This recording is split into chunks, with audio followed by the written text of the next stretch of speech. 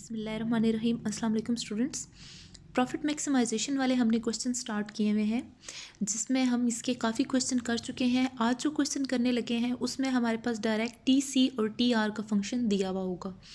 हमने क्या करना है कि सबसे पहले टी सी की फंक्शन को देखते हैं। T C is equal to 1/3 Q cube minus 7 Q square plus 111 Q plus 50। ये हमारे पास टोटल कास्ट का फंक्शन दिया हुआ है, जिसमें यहाँ तक हमारे पास टी वी सी है और ये हमारे पास टी एफ सी है। क्योंकि आपको पता है कि जो टी सी है यानी जो टोटल कास्ट है वो टी वी सी और टी एफ सी दोनों को ऐड करें तो टोटल कास्ट हमारे पास हासिल होती है।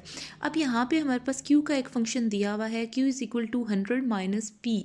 अब इसको हम पी के लिए सॉल्व करेंगे। कैसे कि P is equal to P यहाँ पे माइनस का था, जब इज इक्वल के इस साइड पे आएगा तो पॉजिटिव का हो जाएगा। P is equal to 100 minus Q. अब p का फंक्शन आ गया हमारे पास। अब हम p को q के साथ मल्टीप्लाई करने के बाद टी आर को मालूम कर लेंगे। p और q दोनों को मल्टीप्लाई करेंगे। ये p का फंक्शन है 100 माइनस क्यू, इनको हम इस फंक्शन को हम q के साथ मल्टीप्लाई करेंगे तो हमारे पास टी आर आ जाएगा 100q माइनस क्यू स्क्वायर। अब टी सी हमारे पास ऑलरेडी गिवन है, टी आर का फंक्शन हमने मालूम कर लिया है। अब हम वही फार्मूला लगाएंगे, यानी pi is equal to T R minus T C, यानी प्रॉफिट को मालूम करने के लिए हम टोटल रेवेन्यू में से टोटल कास्ट को माइनस कर देते हैं। अब टोटल रेवेन्यू का फंक्शन हम लिखेंगे 100q minus Q square minus T C का फंक्शन लिखेंगे ब्रैकेट में एज इट इज़, जैसे हमने यहाँ पे क्वेश्चन में उसको देखा है। 1/3 Q cube minus 7 Q square plus 111 Q plus 50। अब आपको पता है कि अगर बाहर ब्रैकेट के माइनस हो तो अंदर ब्रैकेट के अंदर जितने भी साइंस होते हैं वो चेंज हो जाते हैं। जैसे ये यहाँ पे 1/3 क्यू क्यूब पॉजिटिव में आया तो हम यहाँ पे इसको माइनस में लिखेंगे। यहाँ पे ये माइनस 7 क्यू स्क्वायर है, हम यहाँ पे इसको लिखेंगे प्लस 7 क्यू स्क्वायर।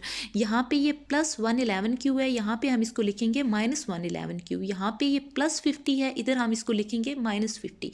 अब हम इसको अरेंज करके लिखना है किस तरह से कि जो क्यूब है वाली वैल्यू है उसको हम पहले लिखेंगे, यानी minus 1/3 Q cube plus 6 Q square. अब हम देखते हैं 6 क्यू हमारे पास कैसे आया। एक हमारे पास था प्लस 7 क्यू स्क्वायर और एक था माइनस क्यू स्क्वायर।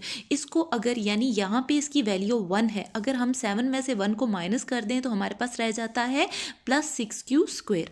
और यहाँ पे प्लस 11 क्यू। 11 क्यू हमारे पास किस तरह से आया कि माइनस 111 क्यू और प्लस 100 क्यू, इसको सॉल्व करें तो हमारे पास रह जाता है प्लस 11 क्यू। अब माइनस 50 एज इट इज़ आएगा हमारे पास। अब हम क्या करेंगे, इसका फर्स्ट डेरिवेटिव लेंगे। फर्स्ट डेरिवेटिव लेंगे इस तरह से कि हमेशा पावर को हम पहले लिखते हैं, यानी 3 को पहले लिखेंगे। 3 के साथ कैंसिल हो जाएगा, यहाँ पे रह जाएगा माइनस क्यू स्क्वायर, यानी 3 में से 1 को माइनस करेंगे तो सिर्फ हमारे पास स्क्वायर रह जाएगा। क्यूब में से अगर हम एक निकालेंगे, वैल्यू में से एक निकालेंगे तो यहाँ पे हमारे पास सिर्फ स्क्वायर रह जाएगा। Minus Q square plus 12 Q plus 12 Q, यानी 2 को पहले लिखेंगे। 6 के साथ जब 2 मल्टीप्लाई होगा तो ये बन जाएगा 12 और 2 में से 1 निकालेंगे तो सिर्फ एक क्यू रह जाएगा। यहाँ पे होगा प्लस 12 क्यू और माइनस 11 एज इट इज़ लिखेंगे, यानी क्यू जो है वो कैंसिल हो जाएगा। जब इसकी पावर में से एक निकालेंगे तो इसके पास ऑलरेडी एक ही पावर है और कॉन्स्टेंट 0 हो जाएगा। इसको इज इक्वल के इक्वल करके अब हम क्वाड्रेटिक इक्वेशन लगाएंगे। ए है हमारे पास -1, यानी क्यू की वैल्यू 1 है और माइनस में है तो हम ए को कहेंगे -1। बी है हमारे पास प्लस 12 और सी है हमारे पास -11। अब हम क्वाड्रेटिक इक्वेशन लगाएंगे जो कि है हमारे पास q is equal to minus B plus minus under root B square minus 4ac divided by 2a।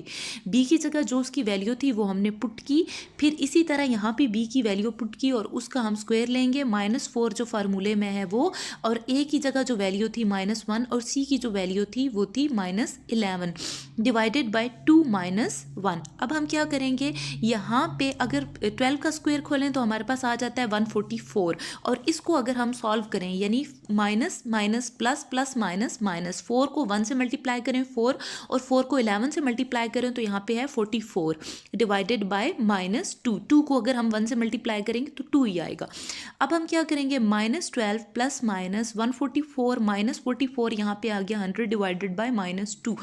अब -12, अब 100 का अगर हम यहाँ पे हमारे पास अंडर रूट लें तो वो आता है 10। -12 प्लस माइनस 10 डिवाइडेड बाय -2। इसको सॉल्व करें अगर हम एक दफ़ा, कैसे कि हम एक दफ़ा यूँ करेंगे कि -12 प्लस 10 डिवाइडेड बाई 2। एक दफ़ा हम क्यों करेंगे, -12 माइनस 10 डिवाइडेड बाई -2। तो हमारे पास दो वैल्यू आती हैं क्योंकि एक है 1 और एक है 11। अब हम क्या करेंगे, जो हमारे पास फर्स्ट डेरिवेटिव था पाई का, उसका हम सेकंड डेरिवेटिव लेंगे। -q² + 12q - 11, इसका अगर हम सेकंड डेरिवेटिव लें तो वो हमारे पास आता है -2q। कैसे आएगा कि 2 पहले आ जाएगा, ठीक है, स्क्वायर में से एक निकालेंगे तो यहाँ पे एक q रह जाएगा, +12 यहाँ पे ये q ख़त्म हो जाएगा और कांस्टेंट 0 हो जाएगा। अब हम q की जगह दोनों वैल्यूज़ को पुट करेंगे, एक बार हम 1 को पुट करेंगे और एक बार हम 11 को पुट करेंगे। अगर हम 1 को पुट करते हैं तो हमारे पास जो आंसर आता है वो है 10, यानी कि +10 जो कि ग्रेटर देन 0 है। यहाँ पे प्रॉफिट मैक्सिमम नहीं हो रहा।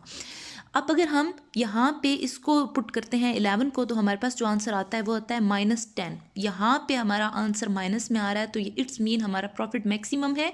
कौन सी वैल्यू को पुट करने से, 11 को पुट करने से। यहाँ पे हम एक स्टेटमेंट लिखेंगे, thus at q = 11 profit are maximized putting q = 11 in p and pi. अब हम p में भी पुट करेंगे और पाई में भी पुट करेंगे। अब p का फंक्शन यहाँ पे है हमारे पास 100 - q। इसमें अगर हम पुट करें तो हमारे पास p की वैल्यू जो आती है वो आती है 89 और q हमारे पास क्या है 11। तवाज़नी मिकदार क्या है 11 और तवाज़नी कीमत क्या है हमारे पास 89। और यही चीज़ हम प्रॉफिट में पुट करेंगे। प्रॉफिट कौन सी इक्वेशन, ये वाली इक्वेशन जहाँ पे मैंने पॉइंटिंग डिवाइस रखी है, यहाँ पे हम 11 को पुट करेंगे तो अमाउंट जो आएगी प्रॉफिट की वो आएगी 111.30। तो इस तरह हमने प्रॉफिट की जो अमाउंट है वो भी मालूम कर ली है। इस तरह हमने तवाज़नी मिकदार को भी देख लिया है वो कौन सी, और तवाज़नी कीमत को भी हमने देख लिया है।